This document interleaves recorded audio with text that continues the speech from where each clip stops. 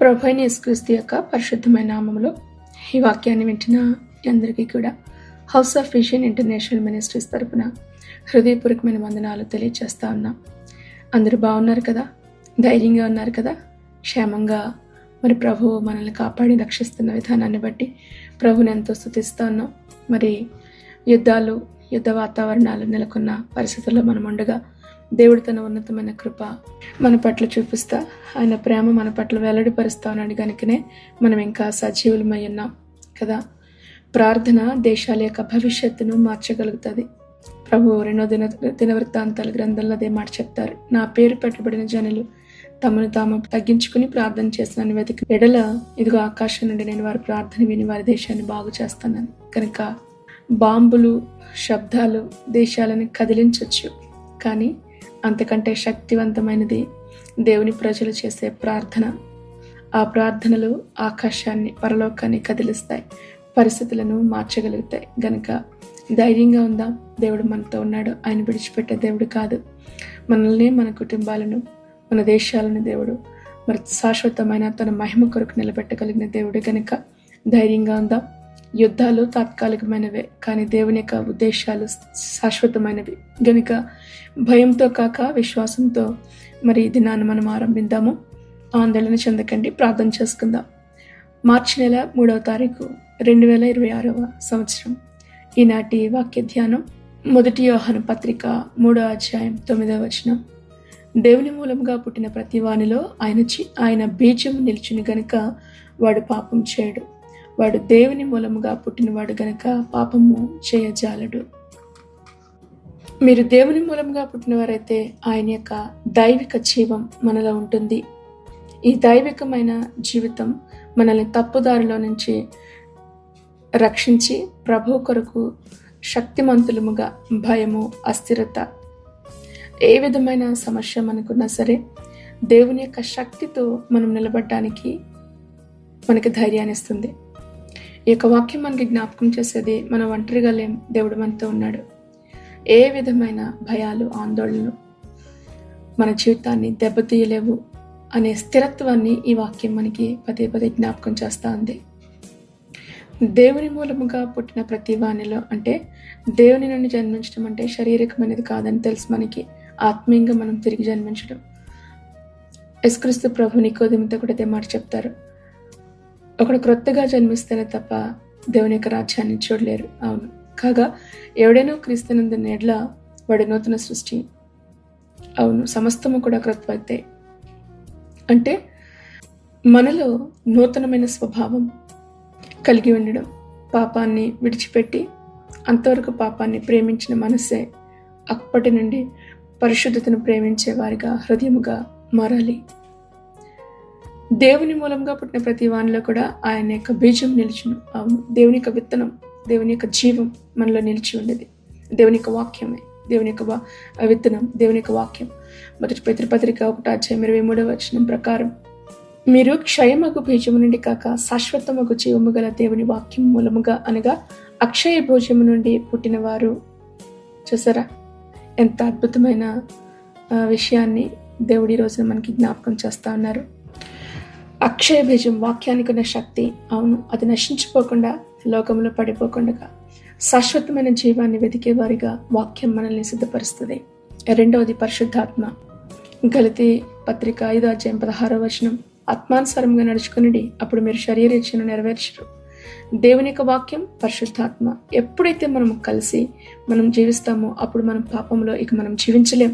పాపాన్ని అసహించుకుంటాం. పరిశుద్ధులుగా మరి దేవుని బిడలముగా, దేవుని మూలముగా పుట్టిన వారముగా ఈ లోకంలో మనం దేవునికి సాక్షులుగా మనం నిలబడగలుగుతాం. దేవుని మూలముగా పుట్టిన ప్రతి వానిలో ఆయన బీజం నిలిచిన గనుక వాడు పాపం చేయడు. పాపం చేయడు అంటే అర్థం ఏంటి? పాపం చేయకుండా ఉండడం అది సాధ్యమేనా? 1 యోహాను పత్రిక 1వ అధ్యాయం 8వ వచనంలో యోహాను మనకు జ్ఞాపకం చేస్తాడు. మనం పాపం లేని వారమని చెప్పుకునేట్లా మనమే మోసపుచ్చుకుంటున్నాం కదా. నిజమే, అందరం పాపం చేసి దేవుడు అనుగ్రహించే కృపను మనము పోగొట్టుకుని ఉన్నాం. అయితే కృప విస్తరింపవలనని పాపమందు నిలిచిందుమా? పాపం విషయమే మనం చనిపోయాం కదా. ఇక మరి తిరిగి ఆ యొక్క పాపాన్ని మనం ఎలా చేయగలుగుతాం? అంటే దేవుని బిడ్డలుగా జీవించిన వారు, తిరిగి జన్మించిన వారు పాపాన్ని బట్టి, పాపములు జీవించడాన్ని బట్టి వారు సంతోషించలేరు, సుఖపడలేరు. అందులో నెమ్మదుండదు. దుఃఖం, వేదన అది వెంబడిస్తూనే ఉంటుంది. కనుక పాపాన్ని విడిచిపెట్టి దేవుని వైపునకు తిరిగే జీవితాలు, పాపం చేసిన వెంటనే పశ్చాత్తాపంలో దాన్ని విడిచిపెట్టి అసహించుకొని దేవుని వైపు తిరగడం. మనం స్పష్టంగా గ్రహించగలిగేది దేవుని బిడ్డలు, లోకస్తులు, వారి మధ్యన అనేకమైన లక్షణాలను మనం చూస్తూ ఉంటాం. 1 యోహాను పత్రిక 3:10 దీనిని బట్టి దేవుని పిల్లలెవరో అపవాద పిల్లలెవరో తేటపడను. నీతిని జరిగించని ప్రతి వాడు కూడా, అవును, తన సహోదరిని ప్రేమింపని వాడు కూడా దేవుని సంబంధులు కారు అని చెప్తుంది వాక్యం. దేవుని పిల్లలు అంటే మొదటిది నీతిని అనుసరిస్తారు, ప్రేమ కలిగి ఉంటారు. లోకపు పిల్లలంటే పాపాన్ని అలవాటుగా చేసుకుని పాపంలోని జీవించడంలో సంతోషించేవారు. వారి ఫలములను బట్టి మీరు వారు తెలుసుకుందరని వాక్యం మనం సెలవిస్తూ ఉంది కదా. ఈరోజు నీ వాక్యం ఏంటంటే, మనం నిజంగా మన లోపల దేవుని యొక్క బీజం, దేవుని యొక్క వాక్యం నాటబడి ఉందా? ఎందుకు మనం భయపడతా ఉన్నాం? భయం నిన్ను వెంబడిస్తూ ఉందా? ఒకవేళ పాపంలో జీవిస్తూ అందులో సంతోషించేవారుగా ఇంకా ఉన్నారా? భయాలు, లేదంటే ఆ యుద్ధాన్ని గురించిన ఆ పరిస్థితులు, యుద్ధ వాతావరణాలు అవి వింటున్నప్పుడు నిజంగా హృదయంలో ధైర్యం కలుగుతుందా? ఏదైనా సరే ప్రభు ముందు నిలబడగలుగుతాం అనే ధైర్యం లేకపోతే ఒకవేళ ఇంకా లోకస్తునిగా నువ్వు జీవిస్తూ ఉన్నావేమో. రోజు వాక్యాన్ని వింటూ ఉన్నారు, ప్రతిరోజు కూడా ప్రార్థన చేస్తూ ఉన్నారు. అయితే నిజంగా వాక్యం మీలో నిలిచి ఉంటుందా? పాపాన్ని జయించే శక్తి ఈ వాక్యం ద్వారా పొందుకోగలుగుతూ ఉన్నారా? నాకారుడు అంటాడు, ఇదిగో నీ వాక్యం నా హృదయంలో దాచుకున్నానని.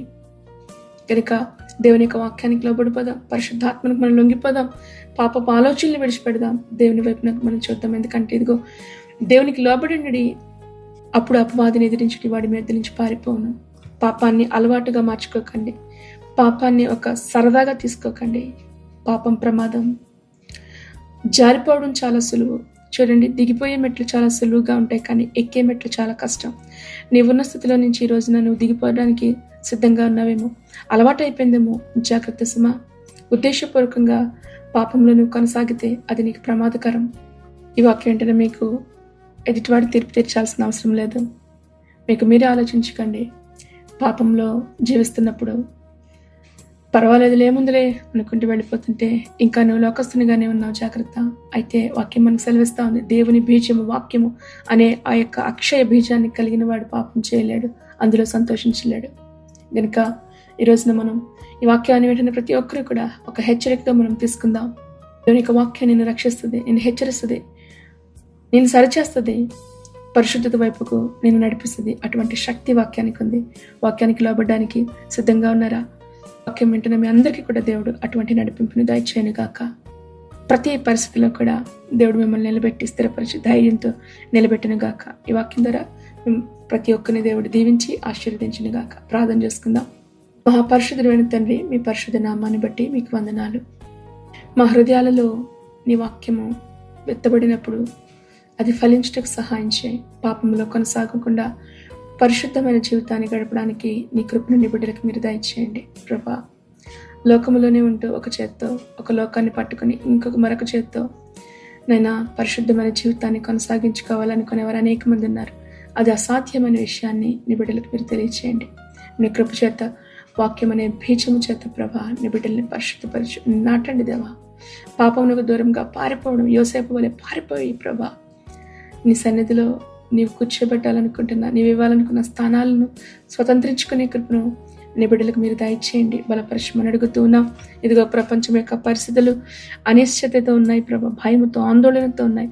అయితే ఇటువంటి భయంలో, ఆందోళనలో నీ బిడ్డలకి ధైర్యాన్ని ఇవ్వండి, విశ్వాసంలో స్థిరపరచండి. ప్రార్థన ద్వారా ప్రపంచ భవిష్యత్తును మార్చగలిగిన శక్తిని నీ బిడ్డలమైన మాకు ఇచ్చేవగలిగే సమయంలో సంఘాలన్నీ ఏకము కావాలి, విశ్వాసులందరూ ఏకమనసుతో ప్రార్థించగలగాలి. అట్టి కృపతో నీ బిడ్డలు నడిపించమని, ఎగ్జామ్స్ రాస్తున్న బిడ్డలకు ప్రత్యేకమైన నీ నడిపింపుని దయచేదేవా. నేను మంచి ఉత్తీర్ణతను నీ బిడ్డలకు మీరు అనుగ్రహించమని అడుగుతూ, కుటుంబాల చుట్టూ కూడా నీ కంచివేయండి. ఈ గల్ఫ్ కంట్రీస్లో ప్రభు ఇదిగో మరి కుటుంబాలతో ఒంటరిగా ఒక్కొక్కరు నేను బ్రతుకుతున్న వారు అనేక మంది ఉన్నారు కనుక వారందరి చుట్టూ కూడా నీ కంచివేయండి. నీ కాపుదల, భద్రత, మీ సంరక్షణ దయచేయండి. ఈ పరిస్థితుల్లో ప్రభా మధ్యవర్తులను లేవనెత్తండి, యుద్ధాలను ఆపివేయండి. ఈ సమాధానం ప్రభా, సంపూర్ణమైన నెమ్మదిని ప్రభా నేను ఆ దేశాలకు మీరు దయచేయమని, నీ కృప కలిగిన హస్తాలకి దినమంతా కూడా కావలసిన ధైర్యాన్ని, నడిపింపును నీ బిడ్డలకు అనుగ్రహించమని ప్రభు యేసుక్రీస్తు నామములో ప్రార్థించి మీ బిడ్డలను ఆశీర్వదిస్తున్నాము తండ్రి. ఆమేన్, ఆమేన్.